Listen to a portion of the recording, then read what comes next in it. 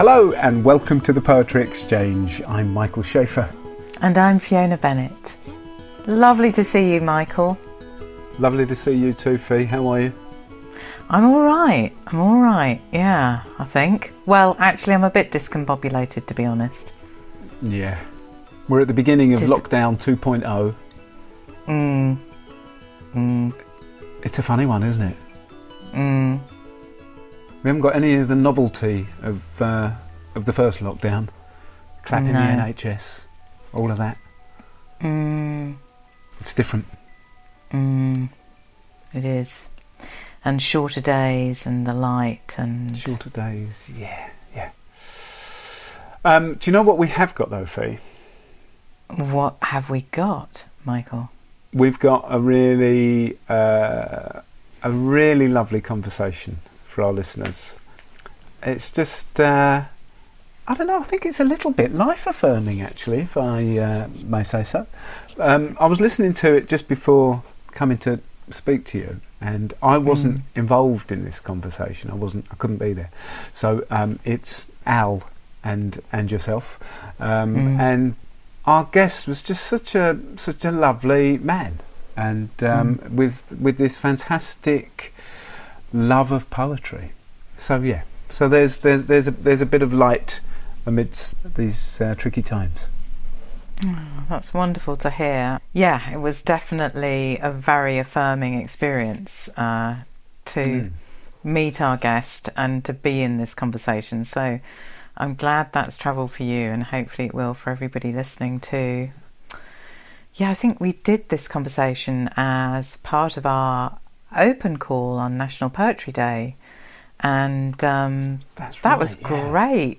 That was a great thing to do, because it was our first experiment with doing it without a kind of host or a partner, and just sort of hosting them ourselves, as we've discovered that we can now. And we did have a terrific couple of days, meeting all sorts of people in all sorts of places. Yeah, that was terrific, wasn't it? And I'm sure it's something that we'll be doing more of. So thank you to everyone that showed up and spoke to us and shared a poem with us. We're really grateful. Now, earlier today, Michael, I was out on a walk, taking my daily exercise, and I was speaking to a friend at the same time. Actually, I was on my phone speaking to them, and they were discussing how much they enjoy listening to podcasts whilst out on a walk, and were recommending a listen for me, of saying, oh, you should have a listen to it, take it for a walk sometime. And I'm mentioning this because I think it relates to what people are about to listen to in a kind of different way. I guess in a way this idea of walking and having language and words kind of alongside us and with us. So I just wondered, it'd just be interesting to hear from people about that.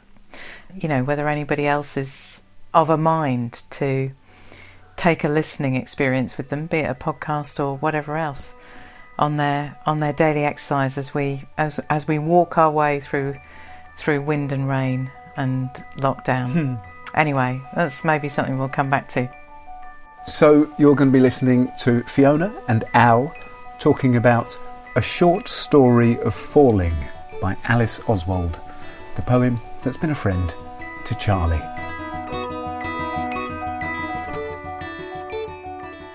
Could you just give it a read for us, Charlie? Yeah, sure. It is the story of the falling rain to turn into a leaf and fall again. It is the secret of a summer shower to steal the light and hide it in a flower.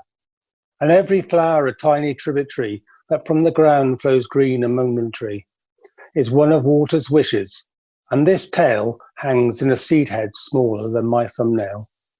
If only I, a passerby, could pass as clear as water through a plume of grass, to find the sunlight hidden at the tip, turning to seed a kind of lifting rain drip. Then I might know, like water, how to balance the weight of hope against the light of patience. Water, which is so raw, so earthy strong, and lurks in cast iron tanks and leaks along, drawn under gravity towards my tongue, to cool and fill the pipe of this song, which is the story of the falling rain that rises to the light and falls again. Beautiful. Lovely. Thank you, Charlie. Have you read that before? Only to myself. Oh, well, that was a lovely reading. Thank you. Oh, thank you. Before we talk about the actual poem, Charlie, we'd love to know when you two first met. I can't remember exactly when it was, but it was as soon as it was published, because I'm a bit of a fan of Alice Oswald, to say the least. So I can't remember when it was, but certainly 3 or 4 years, I think, maybe slightly longer. But I've been buying all her sort of collections as she's gone along. And what was it about this one that stuck out for you? I think it's just that it takes you to the very essence of nature, and it's got that, the life-giving forces of water, and also I suppose it's got physicality and spirituality, I think, and I just love that one couplet. Then I might know, like water, how to balance the weight of hope against the light of patience. Mm. So it really was I love generally of her nature poetry. I love nature poetry, and then this, which it feels very accessible. You actually understand what she's getting at almost on the first read, and then you learn more, as I've discovered even latterly, reading for today, that there is so much in it. And interesting, the rhyming couplets, I think, give it a wonderful rhythm, which is unusual for her because she doesn't do very much many rhyming couplets. Mm. It's astonishing how even with that, and I really noticed it as you were reading it, that it's got this lovely kind of bouncing rhythm, and the rhymes just keep propelling us. But what's amazing is that even with all that structure there, as you say, it feels like it could just be somebody talking. It's very accessible. It somehow feels so natural. It does feel like the water obviously flows and the poem flows. And it has that, also has a circular element to it. The first rhyming couplet is the story of the falling rain to turn into leaf and fall again. And then the end, which is the story of the falling rain that rises to the light and falls again. So that sort of never-ending circle of falling rain, evaporation, falling rain sort of thing, giving life. So, Charlie, you said that when Al said, have you read it before, you said only to myself. Do you read it aloud to yourself? I do when people aren't going to think I'm mad. I've loved walking through, the woods and things like that, reading poetry aloud. But and I have been heard once or twice, but I do like that, and I like doing it very loudly. Great. So, because I think some poems I feel quite stuck with, but suddenly then you read it aloud, and it sort of suddenly unfolds a bit, and you realise where sort of the breathing elements of the poem, are, and where lines break up really, even though they're not naturally set out as breaks in the print. So yeah, no, I do. I think I've heard people say poetry is written to be read out aloud, and I certainly agree with that. That's amazing, though, that you do actually do it. Did you? I mean, that's just an impulsive thing. The thing of walking and incantating into the woods.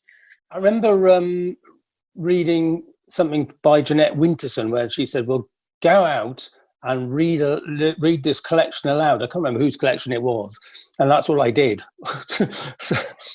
And are these just nature poems that you read in the woods, Charlie, or any poetry? Any poetry. Yeah. Yeah, great. yeah. And I try and get stuck into poetry every day. So and of course, when you're walking the dog and you're on your own, then you've got license to do all sorts of things, really. Well, you know what I mean. So when you're going in the wood, do you take the copy with you, or do you have it in your... Okay, so you're reading from the book in the woods. Yes, yeah. Love it. I have once or twice fallen over because I'm not looking well. There you go. So. That's fantastic. Yeah. And this partly started with this Jeanette Winterson advice. Well, yeah, I think I was probably doing it a bit before, but I think it vindicated what I was doing, really. And you say you try to have poetry in your day every day. Oh, yes, definitely. Several poets if I can. And has that been something that's been part of your life always, or did it come and go? Or Yeah, well, I love poetry in the latter parts of school, and I was taught. I don't know if you remember the case, but I went to school in Bristol, and my English teacher, he was arrested falsely, as it turned out, for murder. And Christopher Jeffries, do you remember that case? Yes. Yeah. Yeah, he taught me Blake, and he was brilliant. And he I suppose sowed that then for the rest of my days, really. But I flirted with it from off and on. But in about the last 30 years, I suppose, I've really been reading it. And the joy is, I suppose, you can get so much from a relatively short read just by taking one or two poems.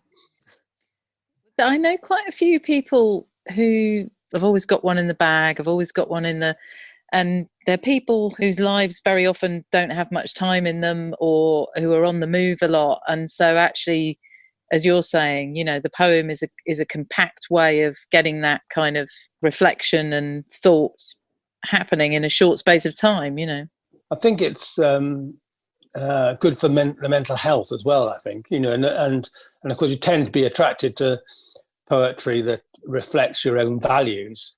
But also I used to work with offenders, and when I worked with adult offenders particularly, and those who, when I worked in the prison for a couple of years, they did a lot of poetry writing with them, and that was interesting. I bet it was. Yeah, I mean, some of it was pretty gloomy. Yeah, but, of course. Especially the lifers. Yeah. But wow, Charlie, that's amazing. So were you doing that in the prison as part of the prison education? Well, I was a probation officer in the prison, and so I used to do it sometimes just a one-to-one, so with life as a probation officer inside a prison didn't have a great role, but you get to know them, befriend people, and that was a way of conducting a relationship. So they write a poem, then you write something in response, then they write in response to you, sort of thing. And it really worked with some, and it did bind you together, really, in a situation where obviously most of those folk feel pretty alienated. So coming back to the Alice Oswald. Yes, yeah. What is it that you enjoy about her poetry? It is because it's nature, and it's a bit shall we say, gentler than Ted Hughes, and it's a bit like some of Seamus Heaney's poetry, and it has that sort of very physicality about it, as I was saying about this one. Really, I think you can feel like you can touch what she's talking about, and I. Not all her poetry for me is immediately accessible, but it becomes accessible, and I've heard her. I think she just moved to Bristol now, but she used to live in Devon, and I heard her talking about how she'd get up very early in the morning and go out, and before her children were awake, and I thought, between her personality and her writing, it all sort of comes together for me, really. Lovely. So it's a kind of way of being that's inhabited in these poems, isn't there? That feels like that's speaking to your spirit somewhere. Yeah, I think that's exactly right. I feel like she's got life's priorities right. I think it's just amazing, this journey in this poem. I just wondered what your feeling is about the kind of the journey of the poem, because you start out with, it is the story of the falling rain. It's quite declared, isn't it? And yes, yeah. It's not very intimate at the beginning. It's quite kind of big, but then it becomes very personal. It does, and then it's at the end, the last couplet, which I was saying earlier, which is the story of the falling rain that rises to the light and falls again. And so yes, it does. It goes from the sort of macro to the very personal, very very intimate, really. And the bit I also liked was, the water, which is so raw, so earthy strong, and lurks in cast iron tanks and leaks along, drawn under gravity towards my tongue. And I like running, and always very thirsty at the end. And so that's what I had, that image of being the thirst being quenched, but also, as it says, fills the pipework of this song. It's what informs this poem. And it does seem to be the very essence of life, that we all need water, and everything needs water to survive. And this is, it keeps coming back, fortunately. And that idea of it rising to the light, and in the middle of the poem, where you've got that picture with the grass, with the sunlight going through, which is always, is wonderful. But she's right. You feel like she's right down on the ground. If only I could pass as clear as water through a plume of grass, and so really, really trying to get that very intimate relationship. Mm. Mm-hmm. It's wonderful, that moment, isn't it? If only I, a passerby, could pass as clear as water through a plume of grass to find the sunlight hidden at the tip, turning to seed a kind of lifting raindrip. Yes. It's that idea of the needs of the grass being met to continue to grow and to develop, and what we all, but also how it says, I might, know like water how to balance the weight of hope against the light of patience. So yeah. What is that for you, Charlie? I suppose for me it's the second line of that is where where you have real hopes and you want them to be realized, but you realize that you're aware that they may not be delivered very quickly, or there's a lot of graft to be done before they are fulfilled. And of course, water has that balancing quality, doesn't it? Where it's always balanced, wherever you are. So it's actually about keeping that balanced mind, that and the awareness of hopes are not always immediately fulfilled, if they're fulfilled at all. So we do need to be a bit patient. Mm-hmm. Yes, there's that. The patience of the natural cycle, of not turning immediately into a leaf, but having to go to fall and go through that whole slow process. And excellent, that's really good. And I love the idea of the flower that from the ground flows green. Yes, yeah. Sort of turning gravity. Tend to think of things flowing down, but it's lovely that it's sucked up. It's a cycle of going up and down. Yeah, it is. It is wonderful, and how everything is incredibly vulnerable. Seed head smaller than my thumbnail, but it still can produce this, thanks to water, this beautiful flower. But it, also pointing out that it, flows from the ground, flows green and momentary. So that it's not going to last forever.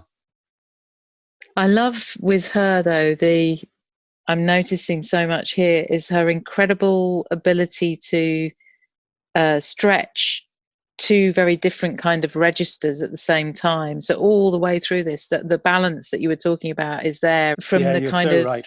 natural, and then we've got this fantastic. You're right. I love the lurks in cast iron tanks. Yes. It's brilliant the way she just sort of introduces that. She doesn't let herself get caught up in any romantic notion of nature. She keeps it real, doesn't she? Very much so. And I think that's one of the hallmarks of her poetry as well, really. So aside from the incantation in the woods, is there anybody else that you share your love of poetry with at the moment? Not particularly. I mean, I read out the poems I try and write and things like that. But no, in that sense, it's quite solitary, really. Alice Oswald's work, and this poem in particular, and the way you've spoken about it, there is an intimacy going on here, and there is a privacy as well in that, in some way, not a closing down to anybody else, but just that need for a quiet consultative space in some way. Well, I think things that are precious, then you take a bit of a risk, don't you, when you sort of share them. And if it can be quite disappointing, possibly irrationally disappointing, when someone doesn't see the magic that you see, sort of thing. So, yeah. How would you describe the friend that this poem is? I think it'd be a reassuring friend, and because as I say, its values are, and it would reassure me that I'm not completely crazy when I'm striding around the woods reading poetry. So I think in that way it's a reassuring and gentle friend, I think.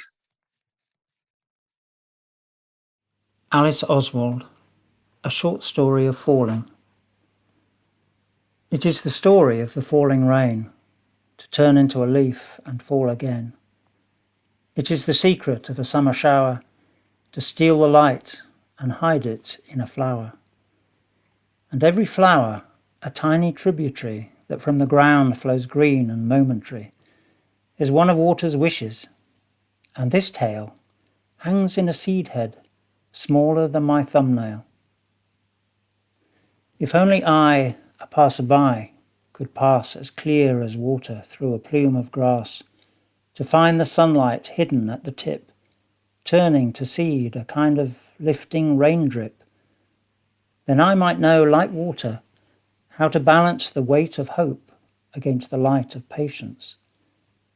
Water, which is so raw, so earthy strong, and lurks in cast iron tanks, and leaks along, drawn under gravity, towards my tongue, to cool and fill the pipework of this song, which is the story of the falling rain that rises to the light and falls again.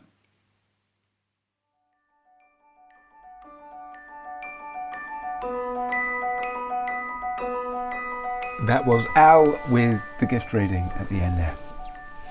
Our thanks, of course, to Charlie for allowing us to share that conversation with you, and to Alice Oswald and to Penguin for giving us permission to use the poem. Fee, I think you're a big fan of Alice Oswald, aren't you? I am a big fan of Alice Oswald. It's the first Alice Oswald that we've had, isn't it? I think it is. And it was great that it was that poem. It's from the collection Falling Awake, which I've got to say, it's definitely one of my all-time favourite collections. And I think it starts from the title, and you go in. I was just going to say, what a fantastic title! It's just brilliant, isn't it?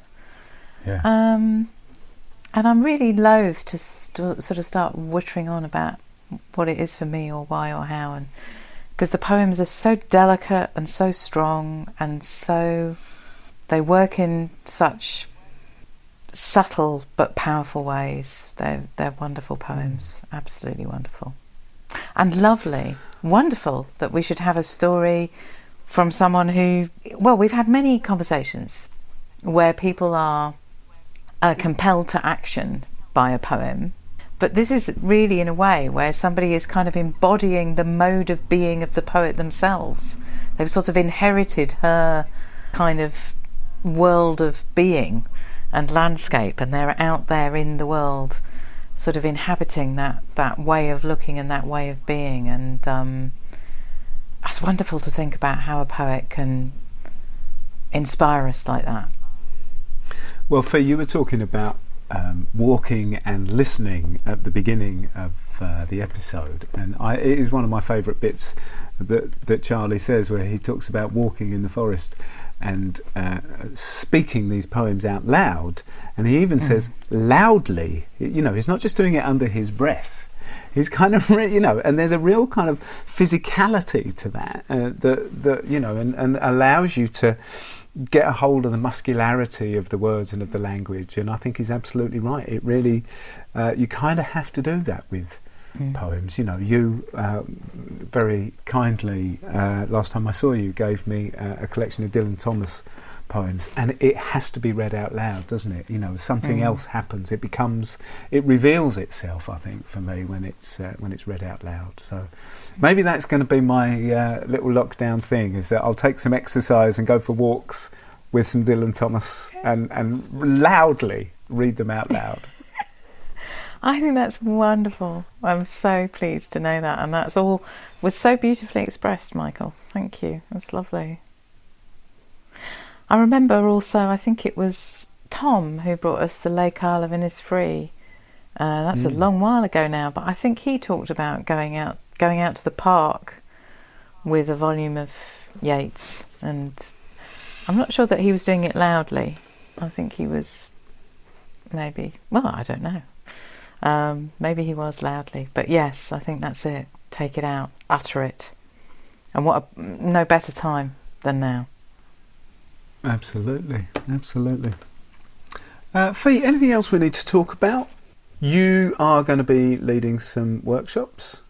Yes, got a couple of workshops coming up, and I've just done one as well. And there's so much in what we discover with the poems through talking to people about poems as friends, and the work that we're doing together as a team and with our kind of wider community of writers and readers. You know, the project involves lots of things: the poems themselves, the reading aloud, the listening, the conversation, and how these elements kind of combine. They have lots to offer different groups of people who might be meeting and interested to be with poetry. So we've been doing some workshops for writers around the listening and the conversation of the poem, and also a group of people working with writing for well-being. Obviously a really busy and vital field of practice at the moment, and that's been a wonderful invitation to have. And also Sally, who works with us, has been leading some fantastic work with students, university students, working with poetry through the idea of poems as friend and through the idea of conversation and encounter with the page. So it's been really powerful, that, I think, hasn't it? She's done some amazing work there. So yeah, hopefully we'll get some opportunities to do more of that. I think that's about all we've got time for this month, Fee. We'll be back with you next month with more Poems as Friends. Until then, thank you for listening.